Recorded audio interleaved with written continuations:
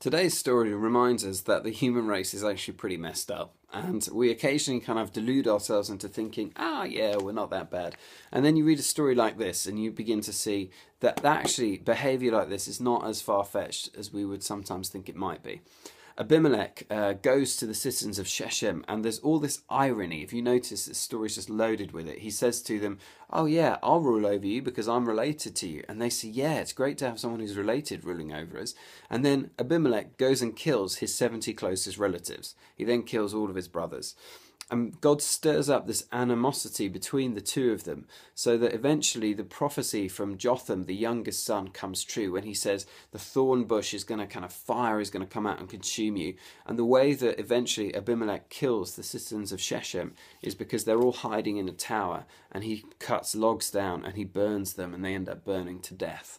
And then, of course, the woman drops a millstone on him, so he gets it as well.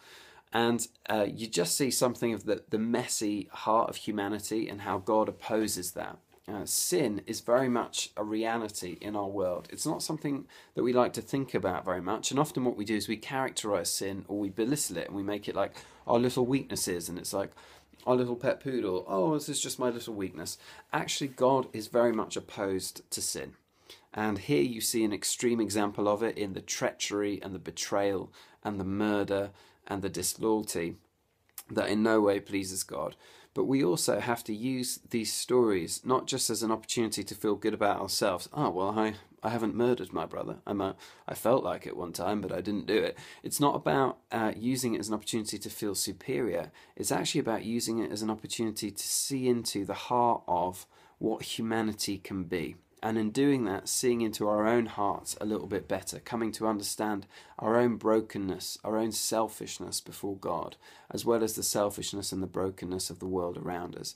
Sometimes we think sin is just this thin veneer that kind of, the Bible sort of mentions a bit, but it's not a problem that's at the heart of humanity.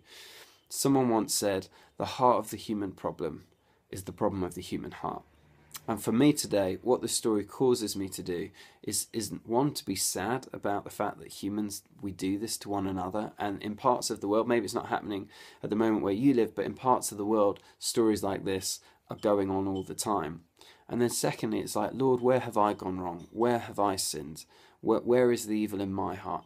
Show me, Lord, teach me that I might walk in your ways. Ask God questions like that today, and he will answer you.